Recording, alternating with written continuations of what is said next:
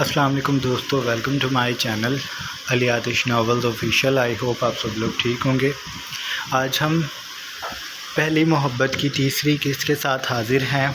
Video की शुरुआत से पहले आप सब चैनल को सब्सक्राइब कर लें, बेल आइकन के बटन को भी प्रेस कर लें ताकि नए आने वाली वीडियोज़ आपको मिलती रहें, और वीडियो को लाइक किया करें। अब चलते हैं आज की किस्त की तरफ। सुबह जब दारैन शाह की हवेली पे फैली तो चिड़ियाँ लाज के कमरे की खिड़की से चोंच टकराने लगी। श्री जल्दी उठ जाती थी। उसने लाज का यूनिफॉर्म इस्त्री किया, फिर उसके सरहाने आकर उसके बिखरे बाल मोहब्बत से संवारे और माथे पे लब रख कर बोली, उठ जाओ लाज, स्कूल नहीं जाना? नहीं, लाज ने कहा और करवट मोड़ ली। श्री ने उसे नरमी से सीधा किया, बेटा उठ जाओ, तुम्हें पता है ना स्कूल जाना ज़रूरी है, इसलिए उठ जाओ। मैं ज़रा साइम को देख कर आती हूँ, फिर मैंने तुम्हें एक सरप्राइज़ भी देना है। सरप्राइज़ के नाम पे लाज की आंखें पट से खुली, जैसे वो कभी सोई ही ना हो। क्या सरप्राइज़ है? वो जल्दी से बैठ गई। क्या मुझे स्कूटी मिल रही है, या मैंने बस आज ही स्कूल जाना है और फिर मुझे स्कूल से हटा लेंगे? या फिर वो आगे कुछ कहती कि श्री ने उसके लबों पे उंगली रखी। वो फल्ला लड़की, उठते ही कितना ज़्यादा बोलने लगती हो। इनमें से कोई भी सरप्राइज़ नहीं है, और कुछ और है। तुम पहले तैयार हो, फिर बताऊंगी, वरना मैंने तुम्हें कुछ भी नहीं बताना। वो कहकर कमरे से निकल गई। लाज कुछ देर बेड पे बैठी सोचती रही, फिर उसने सर झटका, वर्दी उठाई, बाथरूम में चली गई। जब श्री वापस कमरे में आई तो लाज वर्दी में खड़ी थी। श्री ने कंघा उठाया और उसे लेकर बेड पे बैठ गई। क्या सरप्राइज़ है? बताऊंगी, लेकिन पहले तुम्हें मेरी एक बात मानना होगी। चलो, शर्ट पे शर्ट, सस्पेंस पे सस्पेंस। और अगर सरप्राइज़ अच्छा ना हुआ तो मैं कसम से स्कूल नहीं जाऊंगी। श्री ने गहरा सांस लिया। ये तुम्हारी हर बात स्कूल की छुट्टी पे ही ख़त्म क्यों हो जाती है? क्योंकि मुझे स्कूल से नफ़रत है, उसने बिला तामिल कहा। एक बार उसके टीचर ने मूड में सब बच्चों से पूछ लिया कि अगर आपको स्कूल को कुछ देने का मौका मिले तो आप लोग क्या देंगे? इस वक्त भी लाज ने फ़ौरन कहा, बम। टीचर ने अपना दिल ही थाम लिया था उसकी बात पे। ऐसे नहीं कहते, स्कूल से तो हम बहुत कुछ सीखते हैं। लाज ने सरनामे हिलाया। श्री उसके बालों को कंघे से सुलझा चुकी थी। उसने अब बालों को 3 हिस्सों में तकसीम किया और बल देने लगी। नहीं, मैं तो घर से सब कुछ सीख रही हूँ। मुझे तो ये घर भी किसी स्कूल से कम नहीं लगता। शाह प्रिंसिपल, आप टीचर, साइम और मैं स्टूडेंट्स, और मेरी अम्मी और बीजान। श्री को उसकी इस बात पे ख्याल सुनने थे। वो दोनों लास्ट सोच में पड़ गई। श्री उसके बालों को बल दिए जा रही थी। लंबे स्याह बाल चुटिया में गुंधे जाते थे। रहने दे, आपको बुरा लग जाएगा। नहीं लगता? बताओ तो सही। उसे कभी कभी लाज की बातें सुनकर मज़ा आता था, इसलिए वो खुद से उसे उकसाती थी। श्री के इतने इसरार पे वो मान गई। देखें, बीजान की तो उम्र हो गई है, इसलिए इन्हें रहने देते हैं। बाकी रह गए बरकत अंकल और फुप्पो। अब क्योंकि फुप्पो कम पढ़ी लिखी हैं तो वो हुई आयाबाजी। श्री ने नचला लब दांतों में दबा लिया। उसे अपनी अम्मी एकदम से ही आयाबाजी बनी दिखाई देने लगी। और अब्बू? उसने ज़ब्त करके पूछा। अंकल तो अच्छे हैं, वो आयाबाजी के शौहर हैं ना, तो उन्हें स्कूल के बाहर से ही छोड़कर चले जाते हैं। उन्हें स्कूल में नौकरी नहीं मिली थी। श्री को उसकी समझदारी भरी बेवकूफ़ी पे हंसी आ गई। उसने लाज के बालों में आखिरी बल देकर रबड़ बैंड लगाया और चुटिया को सीधा करके खड़ी हो गई। अच्छा, अब मेरा सरप्राइज़ तो दें। श्री ने सर को छुआ। मेरे तो जहन से ही निकल गया था, वो कहकर कबर्ड की तरफ गई। वापस आई तो उसके हाथ में 500 का नोट था और उसका खुद का पर्स भी था।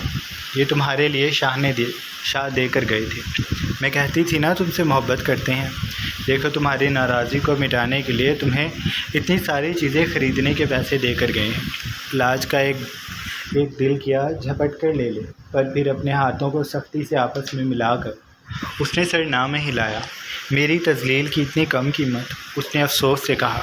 मैं नहीं ले रही। कह दीजिएगा शाह को कि लाज इतने से पैसों के पीछे अपनी बेइज्जती नहीं भूलेगी। श्री ने भौंचका कर उसे देखा। यानी तुम्हें ये नहीं चाहिए? लाज ने दिल पे पत्थर रख कर ना करना चाहा, लेकिन ऐसा हो ना सका। उसने हाथ बढ़ाकर धीरे से नोट थाम लिया। मैं ये सब बस आपका दिल रखने के लिए कर रही हूँ। मुझे पता है अगर मैं शाह की बात नहीं मानती तो आपको दुख होता है, इसलिए बस। उसने धीरे से शाने उचकाए और सोचने लगी, आज इन पैसों का क्या लेगी। तभी श्री ने 200 और उसके सामने किए। ये तो मेरी तरफ से रख लो, आइसक्रीम खा लेना। लाज ने वो भी ले लिए और श्री के दोनों गालों को चूम लिया। मुझे आपसे बहुत मोहब्बत है। श्री ने उसका चेहरा दोनों तरफ से पकड़ा और उसके नाक से नाक टकरा कर बोली, मुझे भी। उसे लाज अपने बच्चों जैसी अजीज़ थी। जब वो इस घर में आई थी तब लाज 10 साल की थी। उसने खुद ही लाज को अपने करीब किया था। उसकी शायद यही आदत थी कि वो सबके साथ खुद ही घुल मिल जाती थी। घर की सारी जिम्मेदारी उसने आहिस्ता आहिस्ता अपने सर ले ली थी। वो सादी सी तबीयत की लड़की थी। न ज़्यादा तैयार होने का शौक़ था और ना ही बातें करने का। ग्रेजुएशन करने के बाद उसने खुद ही आगे दाखिला नहीं लिया। शाह ने तो कहा था, लेकिन उसने इनकार कर दिया और घर के कामों में लग गई। उसकी उम्र 27 साल हो गई थी। उसे शादी की जल्दी नहीं थी। वो कहीं ना कहीं शाह की जानिब से पूरी उम्मीद थी। फिर अक्सर अम्मी भी कह देती थी कि वो बीजान से बात करेंगी। पता नहीं उन्होंने बात की भी थी या नहीं। श्री को लगता था अभी नहीं की होगी। अम्मी चाहती थी कि उनके अब्बू का काम कुछ बेहतर हो जाए तो वो बात करें और इस घर से अपने घर चली जाएं। दारैन शाह उस ख़ानदान से ताल्लुक़ रखता था जहाँ पे शादियाँ ख़ानदान से बाहर नहीं करते थे, और अम्मी ने भी उसी कूलिये पे अमल किया और श्री को अभी तक बिठाए रखा। उनकी नज़र में शाह ही श्री के लिए बेहतर था, लेकिन यहाँ कहानी कुछ और ही थी। कमरे का दरवाज़ा खुला था और उसमें नीम अंधेर फैला था। लाज दबे पैरों से अंदर चली गई। उसने बेड के पास जाकर तसल्ली की। शाह सो रहा था। अपने सीने पे हाथ रखकर सुकून का सांस लिया। फिर दुपट्टे को दुरुस्त करती वो साइड टेबल पे बगौर देखकर कुछ तलाश करने लगी। उसे कुछ देर में वॉलेट मिल गया था। उसने अभी उसे उठाया ही था कि उसकी जान निकल गई। मिल गया वॉलेट। शाह उठा हुआ था। उसे लगा वो कभी पलट नहीं सकेगी। फिर उसने अपने दुपट्टे का पल्लू पकड़ा और वॉलेट साफ़ करने लगी। कितनी मिट्टी लगी हुई है। वो अपनी तरफ से ये जाहिर कर रही थी कि उसने शाह को सुना ही नहीं। वो तो बस वॉलेट साफ़ करने आई थी। फिर धीरे से पलटी तो नीम अंधेर में बिखरे बालों वाले शाह को हैरानी से देखकर बोली, अरे आप कब उठे? वो ऐसे जाहिर कर रही थी जैसे कुछ हुआ ही नहीं। शाह की उचकी हुई भौं से नीम अंधेरे में भी दिखाई दे गई थी। मैं यहाँ पैसे चोरी करने नहीं आई थी, फुप्पो की कसम। मैं सच में वॉलेट साफ़ करने आई थी। मैंने ख्वाब में देखा था कि वॉलेट पे बहुत सारी गर्द जमी हुई है, इसलिए आ गई। आप हमेशा मुझे ही गलत तस्वुर करते हैं, जबकि मैं एक मासूम लड़की हूँ। उसने एक ही सांस में कहा तो शाह के लबों के गोशों में हल्की सी मुस्कान ने सर उठाया, लेकिन लाज ने इस मुस्कान को देखा नहीं। गोरी रंगत, दराज कामत, सियाह घने बाल और भरे गालों पे शेव और गुलाबी लबों के ऊपर मूछें जिनसे ऊपरी लब का कटाव छुप गया था। उस मर्द की आंखें सहरकुन थीं, जिनमें कुछ था, एक भेद, सर्दियों की रातों जैसा भेद जो कोई भी जान नहीं पाता था, लेकिन उसकी खुशबू पल पल सांसों में उतरती थी। उसकी बात सुनने के बाद शाह ने सर हिलाया। अच्छा मान लिया, इधर आओ मेरे पास। उसने उसे रसान से कहा। लाज 2 कदम पीछे हो गई और रुख मोड़ लिया। मैं नहीं आऊँगी। मुझे याद है आपने रात को मुझ पे कितना गुस्सा किया था। शाह ने बेड से थोड़ा सा उठकर उसकी कलाई थामी और उसे अपने करीब करके बेड पे बिठाया। मुझे भी याद है, तभी तो मैं चाह रहा हूँ कि अब हमारी सुलह हो जाए। क्या फ़ायदा, आपने फिर किसी बात पे शाम तक गुस्सा कर लेना है। लाज के पास हर बात का जवाब था। यही वो लम्हे होते थे जब वो शाह से डरा नहीं करती थी। यहाँ शाह नरमी करता और वह सर पे चढ़ने लगती तुम शाम तक ऐसी कोई भी हरकत ना करना जिससे मुझे गुस्सा आए। शाह उस मोमी गुड़िया का चेहरा देख रहा था जिसमें मासूमियत बिखरी थी। शाह जब भी उसको तवज्जो से देखता तो उसके दिल को कुछ होने लगता। एहसास जुर्म था कि पता नहीं क्या, लेकिन वो ज़्यादा लाज को देख नहीं पाता था। उसकी रोशन बादाम रंग आँखें उसे कुछ याद दिलाने लगती थी। मैं बस खेलती हूँ और आपको मेरा खेलना भी नहीं पसंद। जब वो बोली तो शाह अपने ख्यालों से बाहर निकला। उसने सर को झटका दिया और लाज को अपने सामने किया। चलो अच्छा, आज पूरा दिन मैं तुम्हें कुछ भी नहीं कहूँगा। लाज ने उसे बेयकीनी से देखा। ये झूठ है या आपकी चाल? शाह की आंखों में नाराज़ी दर आई। मैं सच कह रहा हूँ, आज मैं तुम्हें कुछ भी नहीं कहूँगा। तुम कुछ भी करना, बस अपना नुकसान ना करना। उसने नरमी से तंबिया भी कर दी। लाज खुश हो गई। वादा करें? शाह ने वादा कर लिया तो वो पुरजोश हो गई। आज मैं स्कूल से आकर अपना नया सूट पहनकर ढेर सारा मेकअप करूँगी, नेल पेंट भी लगाऊंगी और ज्वेलरी भी पहनूंगी। शाह को बताने लगे। शाह सुनता रहा। फिर उसने कहा, ठीक है, लेकिन तुम ये सब पहनकर घर ही रहना, बाहर नहीं जाना, ठीक है?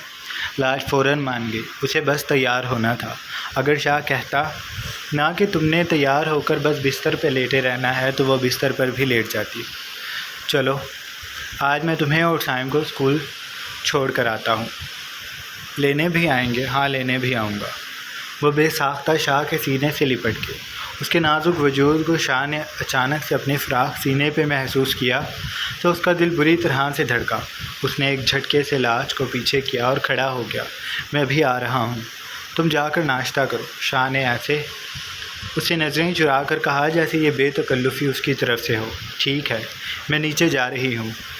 उसने वॉलेट साइड टेबल पे रखा और चली गई। शाह जब उसे और साइम को स्कूल छोड़ने जाता था तो बगैर कहे बहुत कुछ दिलवा देता था, और वापसी पे भी यही सब होता था। इसलिए उसे अब वॉलेट की सफाई की ज़रूरत महसूस ना हुई। वह भागकर खुशखबरी साइम को देने चली गई। वीर ट्रैक सूट में मलबूस बंगले से बाहर निकल रहा था तब उसे जिबी की आवाज़ सुनाई दी। गार्ड्स के बगैर मत जाना, तुम्हारे डैड गुस्सा करेंगे। वीर गहरा सांस लेकर पलटा। क्या मम्मा? मैं कोई बच्चा हूँ जो अब भी गार्ड्स को साथ लेकर फिरूं? और जहाँ हम रहते हैं वहाँ सिक्योरिटी का बहुत अच्छा बंदोबस्त है। जिबी ने सर को खम दिया। लेकिन इसरार को तुम्हारी परवाह है। तुम इस घर के इकलौते वारिस हो, इतने बड़े बिजनेसमैन के होनहार बेटे। तुम जानते हो ना लोगों की कितनी नज़र होती है तुम पे। वीर झंझला गया। मैं थक जाता हूँ इन पाबंदियों से। मम्मा, मेरा दिल आज़ादी से घूमने को करता है। घूम लेना, लेकिन गार्ड्स को अपने साथ रखकर। उन्हें नॉर्मल कपड़ों में आने दो। वो तुमसे दूर रहेंगे, जाहिर भी नहीं करेंगे कि वो तुम्हारे साथ हैं, यानी परछाई लाजमी है।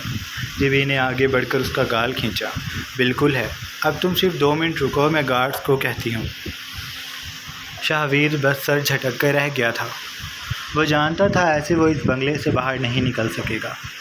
डैड मानते ही नहीं थे। शाहवीर के डैड इस शहर के जाने माने बिजनेसमैन थे, और शाहवीर ने जब उनके बिजनेस में हाथ बटाना शुरू किया तो वह आसमान की बुलंदियों पर पहुंच गया। और इस सब की वजह से उनके बहुत से बिजनेस अराइवल भी बन गए थे, जो हर वक्त उस पर नज़र रखते थे। शाहवीर और उसके ख़ानदान की एक एक हरकत को मीडिया कवर करता था। उसे हर आँख यूँ लगता था जैसे उसे कलम बंद करने को देख रही है। उसे इस माहौल में शदीद घुटन होती थी, लेकिन वह इस बात पर ज़िद नहीं कर सकता था, क्योंकि उसके मुताबिक वह बच्चा नहीं था, और ज़िद बच्चे करते हैं, शाहवीर इसरार नहीं। वह अक्सर कहा करता था, शाहवीर इसरार क्या करता है फिर? उसके दोस्त ने एक बार उससे पूछा था। शाहवीर इसरार चीज़ों को जीत लेता है या ख़रीद लेता है, और अगर वो बिकाऊ ना हो तो फिर शाहवीर के लिए उसे हासिल करना जंग जीतने जैसा हो जाता है, जिसमें सब जायज़ होता है। छीन लेना, कब्ज़ा कर लेना, हक जताना, सब कुछ। वो बेनियाजी से जवाब देता था। कुछ देर बाद जब वो बाहर निकला तो उससे 10 फुट की दूरी पे 2 गार्ड चल रहे थे, जिनके कानों में ईयरबड लगे थे। उनकी उकाबी नज़रें शाहवीर को पल पल बाद देखती थीं। वो सड़क पे आ गया था। गार्ड्स का माथा ठिनका। वीर गलत रूट पे जा रहा था। बॉस, ये आपका रूट नहीं है, गार्ड ने तशवीश से कहा। मैं जानता हूँ, और अगर तुम लोगों ने डैड को बताया कि मैं कहाँ गया था तो तुम दोनों अपने हुलिये भी पहचान नहीं सकोगे, उसने सख्त लहजे से कहा और एयरबड को बंद करके कानों से निकाल कर जेब में डाल लिया। गार्ड की नज़रें अब उससे एक पल को भी ना हटती थीं। शाहवीर काफ़ी दूर निकल आया था। उसने हाथ पे बंधी घड़ी को देखा। अभी वक्त था तकरीबन 30 मिनट। तब तक वो ऐसे ही चहलकदमी करने लगा। वक्त बहुत जालिम होता है। जहाँ उसे जल्दी गुजरना चाहिए वहाँ ये गुजरने का नाम ही नहीं लेता। बड़ी मुश्किल से 25 मिनट गुजरे थे। फिर उसके दिल की धड़कनें सुस्त होने लगीं। वो सड़क पे बिखरी धूप में नहाई गुलाबी फ़्राक में मलबूस जल्दी जल्दी कदम उठा रही थी। उसकी गुलाबी रंगत में धूप घुली थी तो ईमाने का हुस्न तांबे की मानिद दहकने लगा। वीर के लिए हर चीज़ खामोश हो गई और लम्हे धड़कनों की तरह सुस्त पड़ गए। ईमाने स्लो मोशन में आ रही थी और उसकी सफ़ेद चादर हवा से उड़ रही थी। शाहवीर उसे देखने में इतना मगन हो गया कि उसे एहसास ही ना हुआ कि ईमाने उसके पास से जा चुकी है। ईमाने ने उस पर तवज्जो ना की थी। उसकी सारी तवज्जो अपनी आने वाली बस और स्टैंड पे मौजूद रश पे थी। शाहवीर को जब होश आया तो वह जल्दी से पलटकर स्टैंड पे गया। शहला ईमाने के साथ ही थी। उसने वीर को देखा तो ईमाने को कोहनी मारी। वो आज फिर आ गया। ईमाने ने उसकी नज़रों को के इशारे पे सामने देखा तो वीर को देखकर उसके माथे पे बल पड़ गए। अच्छा, तो ये आ गया। पूरी रात मेरा जीना हराम करने के बाद ये सुबह सुबह फिर आ गया। और कितना झूठा है। रात तो कह रहा था कि मेरे पास गार्ड्स हैं, मैं पीछा नहीं करता। अब तो मुझे दिखाई नहीं दे रहे। और ये ट्रैक सूट। उसने वीर के कपड़ों को बगौर देखा।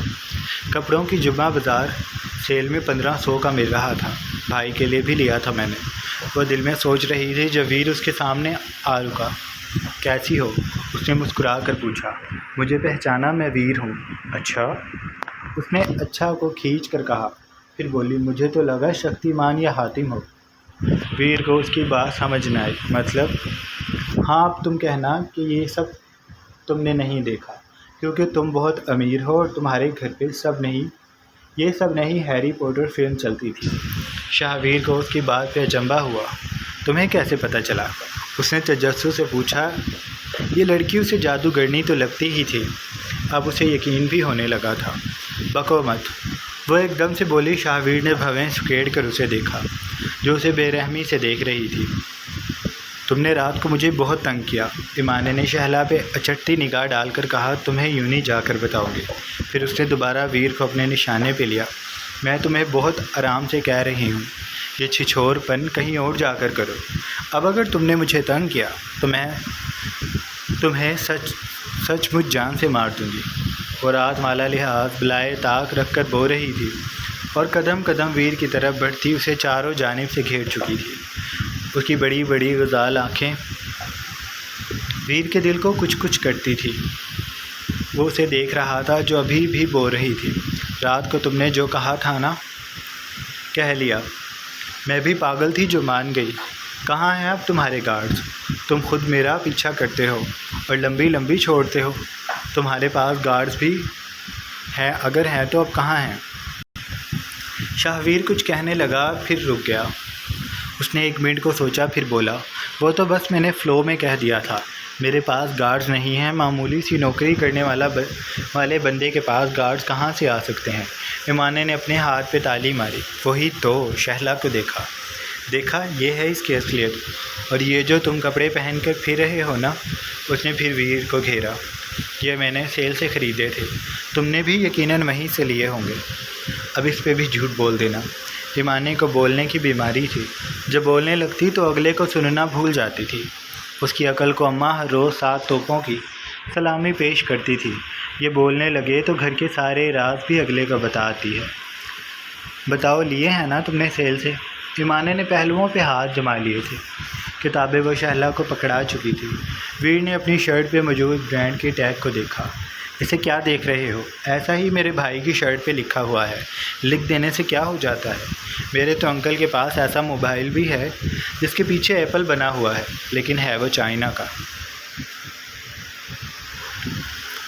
उसने ऐसे बताया जैसे वीर की नॉलेज में इजाफा कर रही हो और अपनी समझदारी का सबूत दे रही हो।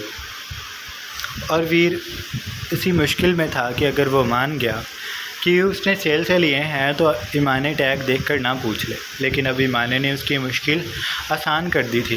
वीर ने फ़ौरन सर हिलाया। हाँ, ये मैंने सेल से ही लिए थे। वैसे सेल लगी कहाँ थी? उसने पूछ लिया कि कहीं ईमाने ये ना पूछ ले। वहीं जुम्मा बाज़ार में। तुम तो लेकर भी भूल गए।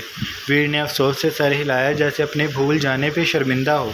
ईमाने को फिर याद आया कि वो इसे कुछ और कह रही थी। अब तुम दोबारा मेरे पीछे मत आना, वरना मैं तुम्हारे मुंह पे अपनी सारी किताबें मार दूंगी और तुम्हारा मुंह घूम जाएगा। उसने शहला के हाथ से किताबें लेकर मारने का इशारा किया। वीर ने तभी गार्ड्स को आगे बढ़ते देखा तो उसने उन्हें आंखें दिखाईं और लबों की हल्की सी जंबिश से कहा, दूर रहो। ईमाने ने उसकी आंखें देखी तो बोली, तुम मुझे आंखें दिखा रहे हो? वीर ने जल्दी से सरनामे हिलाया। नहीं तो मैं तो ऐसा नहीं कर रहा था। अच्छा बस करो, ईमाने सब हमें देख रहे हैं और बस भी आने वाली है। शहला ने उसे टोका तो ईमाने ने सर को हाथ मारा। हाँ, बस आने वाली है, पर तुम वीर के बच्चे। उसने उंगली उठाई। मुझसे दूर रहना, वरना मैं बहुत बुरा पे हशर करूँगी।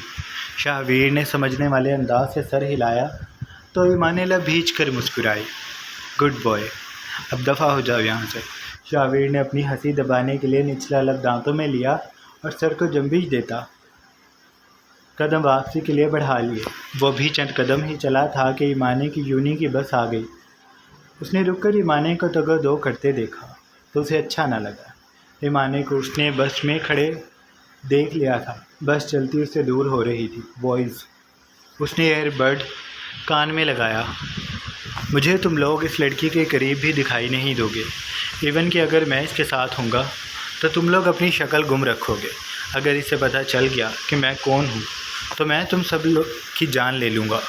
वो हमारी दुनिया की नहीं है, वह हमारी दुनिया को नहीं जानती, इसलिए उसे दूर रहना। और मुझे इस बस के मालिक का बताओ, मुझे 2 सीटें हमेशा के लिए बुक करवानी है। वो हिदायत देता आगे बढ़ रहा था। गार्ड उससे वैसे ही दूर दूर चल रहे थे।